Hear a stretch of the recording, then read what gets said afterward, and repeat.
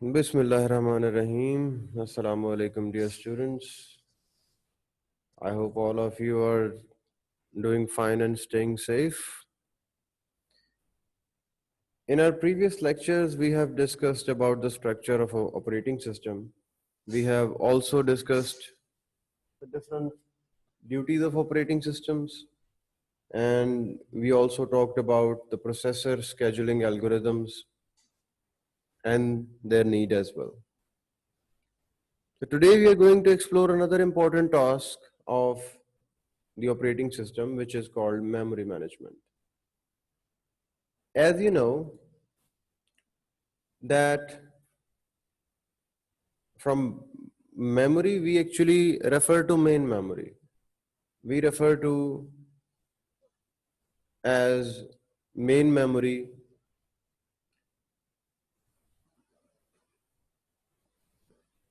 which is usually referred to as RAM of the computer. And for the hard disk drive, we simply use the term disk or secondary storage. And we know that whenever we need to execute a program, whenever we need to run a program, we have to first load it, transfer it from the hard disk drive to the main memory. Means it has to be transferred from the hard disk to the RAM. In one of my earlier lectures, I have told you that resource allocation is one of the primary tasks of the operating systems. There are two resources for mainly all the other application softwares are competing. One of the resource was processor, and today we are going to actually study the next resource, which is memory. Every program that has to be loaded into the RAM tries to occupy as much as space as much as they need. The operating system actually makes sure that every program gets its fair share of space. Operating system itself also requires some part of random access memory in order to execute, in order to run its own files. We discussed about that in the interrupt priority discussion, that the operating system files, the kernel must always be running. So they take the highest priority. So first operating system needs to allocate some space to itself. Then it has to allocate space to the drivers of the different hardware devices. They are also mostly all the time running. Then the space has to be allocated to the application software that you choose to run or the operating system choose to execute. Now, this actually puts the operating system in a position where it needs to decide which program gets how much space, which program gets how much space, and how does that space is allocated between the programs.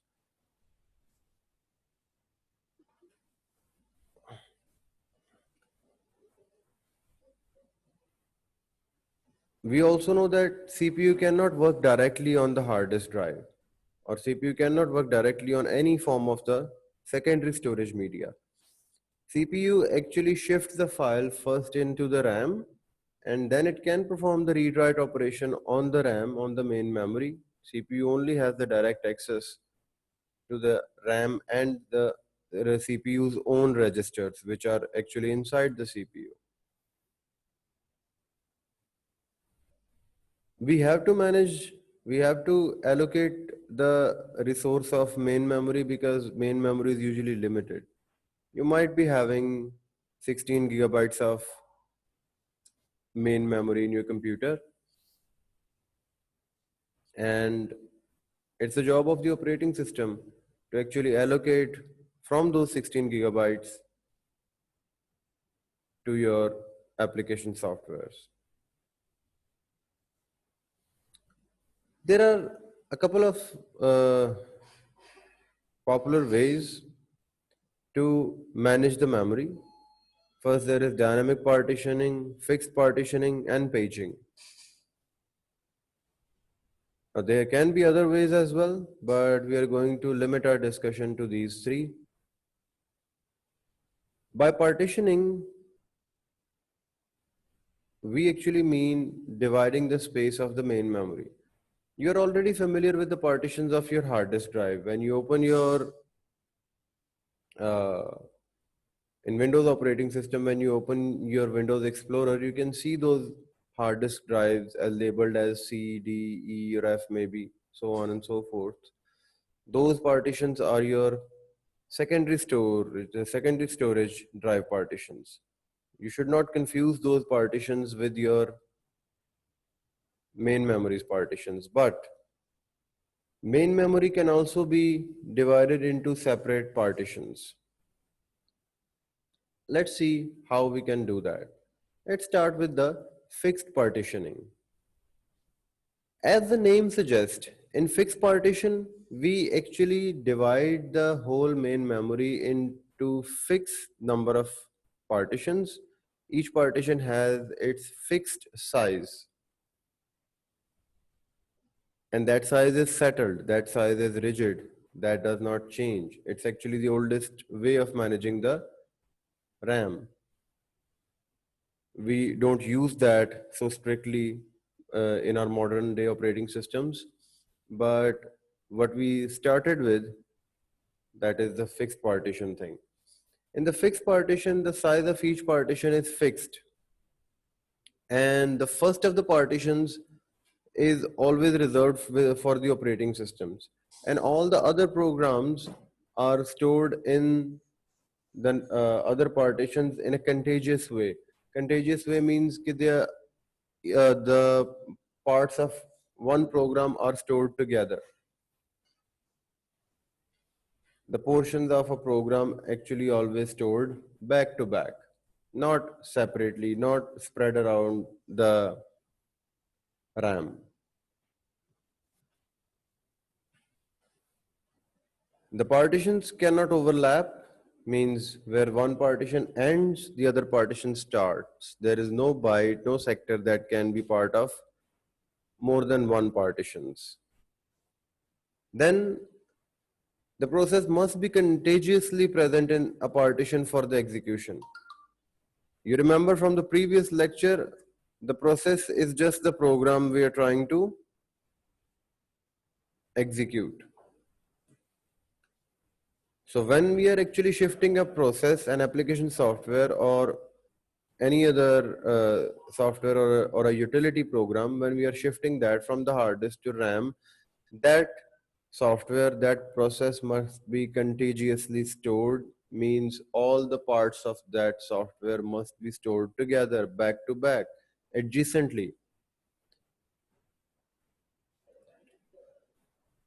But that can actually cause some problems for us. See, consider this diagram. As you can see that, starting from the left side, as you can see that I have process P1, P2, P3 and P4. Each of the process actually require only 3 megabytes of RAM. What we have done with the RAM is that we have divided the RAM in the fixed partitions of 4 megabytes each. That is going to leave 1 megabyte per partition free. And that 1 megabyte, as you can see in the diagram, is actually being wasted. That is called internal fragmentation. There is some space inside the partition which is not actually being used. That is being wasted. So since the size of the partition is fixed, if I have to execute a smaller process, that process will consume less space and the remaining space of the partition will go to waste. That phenomena is known as internal fragmentation. As you can see, that unused space, once you look at this main memory block from an external point of view, there is 1 MB space in each of the partition left. So I have total 4 MB space, but that is unusable for me because I cannot put a contiguous process, a process back to back, a process together in those 4 megabytes. That is actually fragmented, sorry, external fragmentation.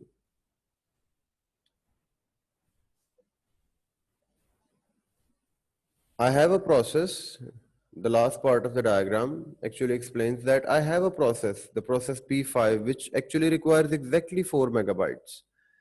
But since the 4 megabytes that I have free are actually scattered across the RAM, I am unable to use, I'm unable to upload the process P5 because, as we discussed earlier, fixed partitioning requires contiguous placement of the process. Each process must be placed in a continuous sequence of frames, continuous sequence of partitions.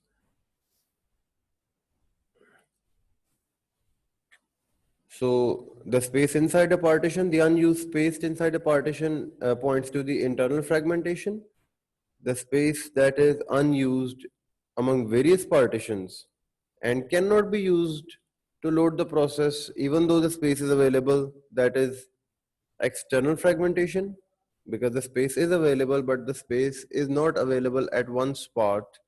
We cannot actually upload a contiguous process over there. Then it actually gives rise to another issue, which is the limitation on the size of the process. If I have a size larger than 4 MB, currently we have partition in this example, we have partitions, each partitions have 4 megabytes. For example, there comes a process that requires 6 megabytes. What are we going to do then? In the fixed partition phenomena, we are unable to execute that. The size of the process is limited to 4 megabytes and less. We are unable to run any process that requires more than 4 megabytes. That is actually a limitation of the size of the process. And we are able to execute only the process which are less than or equal to 4 megabytes. That actually limits our option. That actually uh, limits us from executing any larger process. That gives rise to another issue. The degree of multiprogramming is less. In this scenario, by multiprogramming, we only mean that ability to run more than one programs at a time. As you can see, I cannot run bigger process here. The degree, the ability of running more than one program at a time will actually be quite less in this scenario because we are unable to run any program which requires more space than the size of the partition. So that actually the fixed partitioning technique. In the fixed partition, we just divide the whole RAM, whole main memory into fixed size partitions, and we then load the process in those fixed size partitions. Each process must be loaded in contiguously, means we cannot scatter a process across the main memory in separate partition. It must be loaded together. All the portions of software must be loaded together, and there were some problems with it which we have just reviewed. The next way of doing that is dynamic partition. Now, as the name suggests, we are not partitioning the RAM in this. What we are doing is, whenever a process is launched and however space that process is requiring, we are going to make the partition according to that requirement. So we are able to actually accommodate all kinds of software. Partition size is not actually declared or fixed initially. Partition size is fixed at the time of the launch of a process, when a process is being loaded into the RAM. So, for example, one process requires 2 MB. So a partition of 2 MB, 2 megabytes will be created for that process. Another process comes and it requires 7 MB. Another partition of 7 megabytes will be created for that process. So in the dynamic partitioning, the size of the partition actually is going to vary according to the requirements of the process that the computer is trying to run. The first partition is also, in this technique, the first partition is going to be reserved for the operating system itself. In the start of our discussion, I actually told you that operating system has to run a part of itself all the time. Remember the kernel discussion we had in the first lecture of operating system. So operating system, first of all, has to allocate resources to itself. Operating system has to get his own share from the processor and the memory.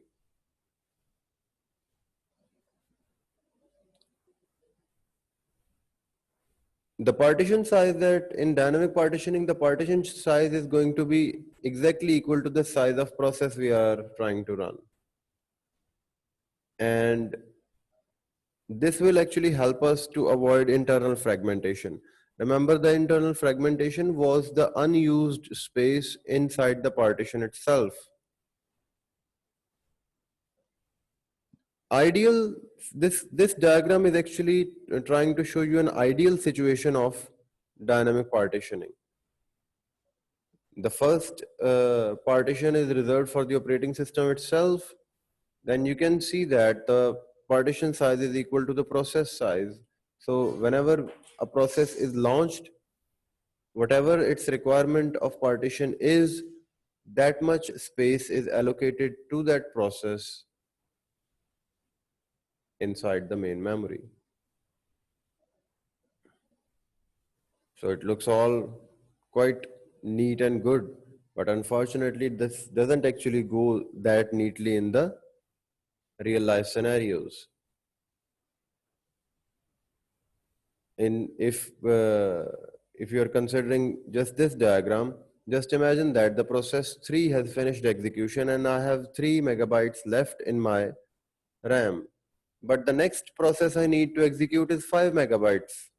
I cannot actually execute that process. It will have to wait until one more process goes to waiting or goes to completion, and then I will have enough space in my RAM to execute the software. Otherwise, that software will just keep waiting to get some space in the RAM to be executed. Dynamic partitioning has its advantages over fixed partitioning. As I was telling you, it actually quite reduces, bulk eliminates the internal fragmentation. When the processes are being launched, there is no restriction of the size of the process.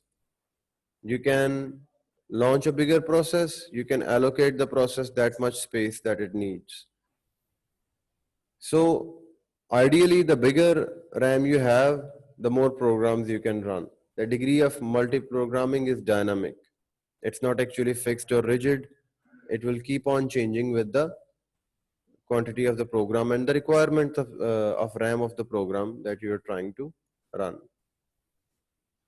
It has a disadvantage. As I was telling you earlier, now we can see that in the form of the diagram, that if the first processor, the first process has been completed, the 5 MB are free, and the process 3 has also been completed, the 3 MB there are also free. But since the dynamic partitioning also requires the process to be placed contiguously, we cannot run the process 5. The process 5 only require 8 MBs. In the middle column, which is actually symbolizing the RAM, you can see that I have 5 MB free in my partition 1 and I have 3 MBs free in my partition 3.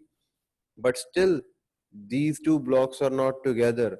So since I am unable to place the process contiguously, the process cannot be executed.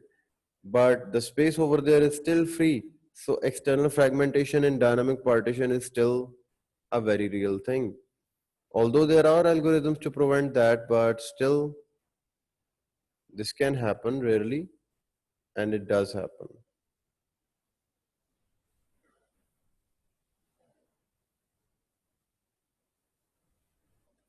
So again, we have reached some impasse. Again, we have a problem which is going to actually cause our computer systems to go into the waiting state a lot of times, because there will be process that cannot be placed in the main memory because there is no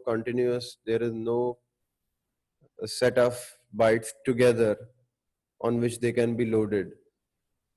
So they will keep on waiting, and there can be worse scenarios. Maybe the process number two wants to read a file, and the file is 10 MBs large or 8 MBs large, but since those 8 MBs are not contiguous, the file cannot be placed with the process 2, and the process 2 then hangs. So dynamic partitioning is also not the answer. Then we come to the paging technique.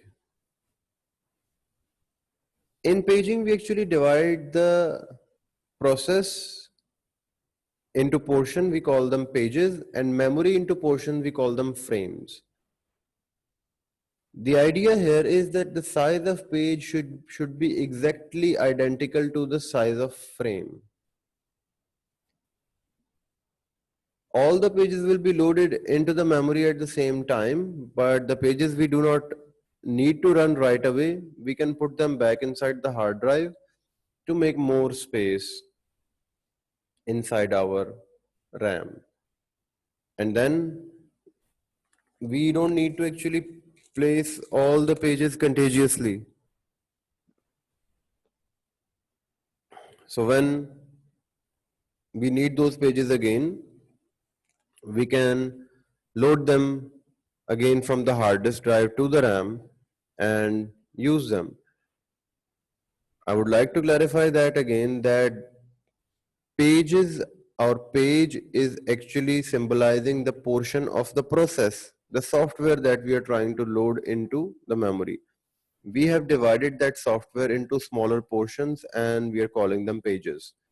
And the memory, the RAM itself has been divided into smaller portions and we are calling that frame. And frame and page has the same size. The paging technique actually allows you to store the pages on different memory location as well. It tries to store the pages together, but if it cannot store the pages together, it's fine. The pages will be fragmented across the RAM. This phenomena is known as page fragmentation. Pages of the same software stored separately on the main memory's frames. That is called page fragmentation. It's the priority of the algorithm to avoid it, but it is not impossible. That situation can occur, and the software will still work fine.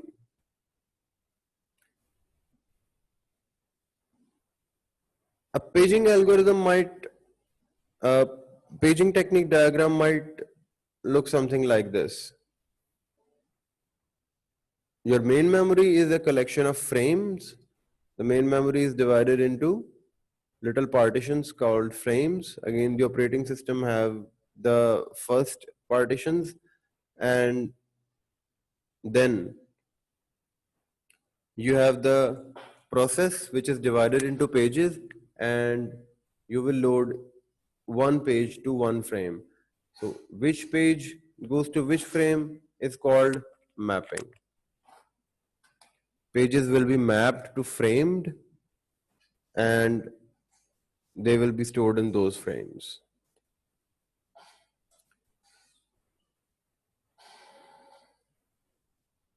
This is actually, this diagram is actually an ideal paging example. Process 1 was divided into 4 pages, process 2 was divided into 4 pages, process 3 and 4 were also divided into 4 pages. And they're all stored contiguously in the main memory in different frames in the form of different pages. In my example, do not forget to notice that the frame size is equal to page size, which both are 1 kilobyte.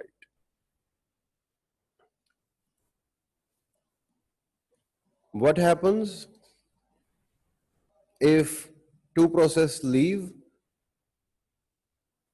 Now remember, we had the process 2 and process 4 here, and each of them were using 4 frames.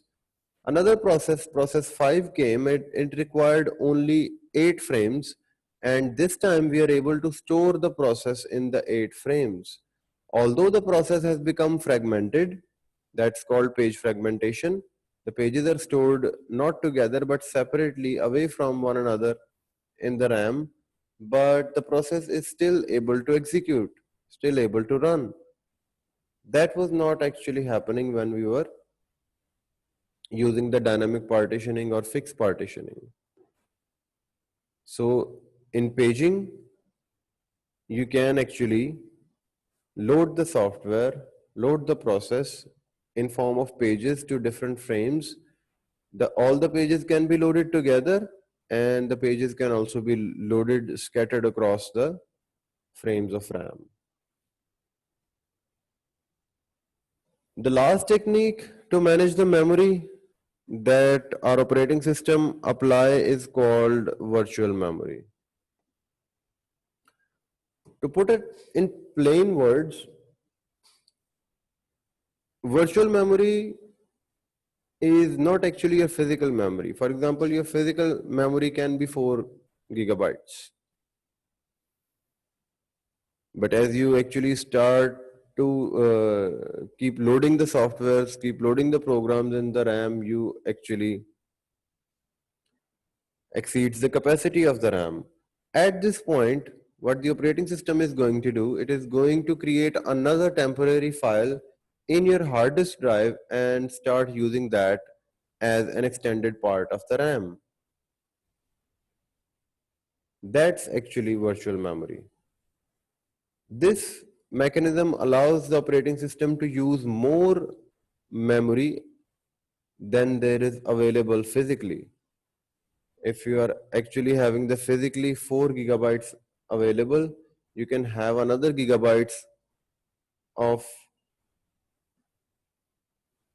RAM which will come from your hard disk drive. We will reserve a gigabyte from your hard disk drive and start using that as RAM. It will greatly slow down the speed of the execution, but your software will still be able to run. If you have the patience to wait, you will be able to execute your softwares even you have less RAM available to execute those softwares. So a paging mechanism is actually allowing a software to use more memory than there is physically available. Assume that there is a set of pages and set of pages from a process and they're all stored on the disk. Now, one or all of those pages are loaded into memory when the process is changing to ready state, because the process then has to go to running state. But when the process starts to execute, we don't need all the pages in the RAM. We only need the pages that are going to be executed. So what we do is we place the other pages back on the hard disk drive. Whenever we are going to need any of the page, we will load those pages to RAM and we will then transfer them to CPU. This is where we need a page replacement algorithm. A simple algorithm can be first in, first out, but actually, again, in the real world, we can have the need of the pages not in that order. We might need the first page again and again. So the more sensible method to do that is least recently used page, means demand paging. If the page is not recently used, we actually move the page back to the hard disk drive. If the page is required more and more, we actually keep it on the on the RAM. Sorry. So virtual memory lets us use a part of hard disk as RAM, and the pages of a process that are not required or that are least required, they are placed in that virtual memory, and the pages that are required frequently or that are currently being executed, that are placed in the RAM.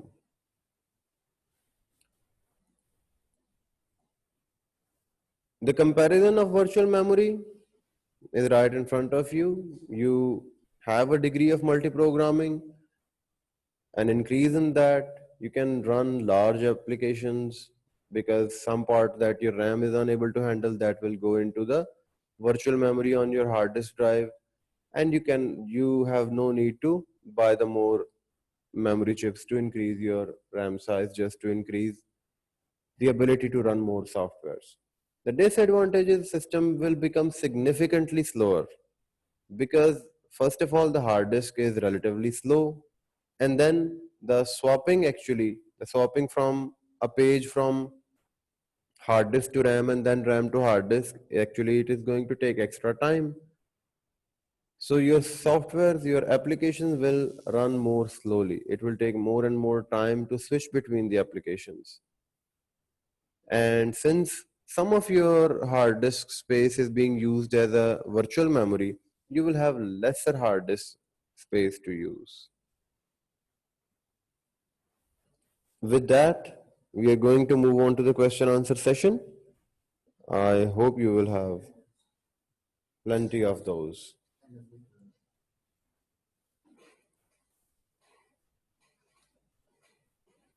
So moving on to the question answer sessions. Thank you for attending the lecture. Allah Hafiz.